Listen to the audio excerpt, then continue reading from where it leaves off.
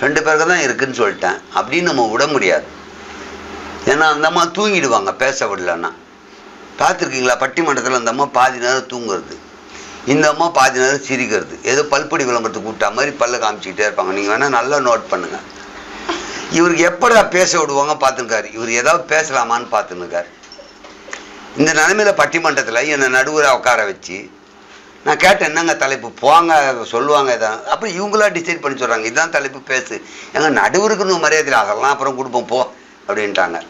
அப்படின்னு கேட்டேன், இல்லை இந்த தலைப்பு வைக்கலாமா தான். எந்த தலைப்பு நீ வைக்க வேணாம், வச்ச தலைப்புக்கு மட்டும் நாங்கள் பேசுகிறோம். நடுவில் உட்காந்து நாங்கள் பேசுறதை கேட்டு தீர்ப்பு நீங்களே சொல்லிடுங்கன்ட்டான் அவங்கக்கிட்ட. எதுக்கு என்ன உட்கார வைக்கிறீங்க, நீங்களே சொல்லிட்டு போகிறேன். அதுக்கு ஒரு ஆள் வேணும். இந்த புது பில்டிங் கட்டிட்டு பொம்மை ஒன்று கட்டி வச்சுருப்பாங்க தெரியுமா வயலில், இப்படியே காக்கா விரட்டுமே, அது மாதிரி என்னை உட்கார வச்சுருக்காங்க. நாங்கள் பேசுனதுக்கப்புறம் ஏதாவது உனக்கு தெரிஞ்சால் தீர்ப்பு சொல்லு.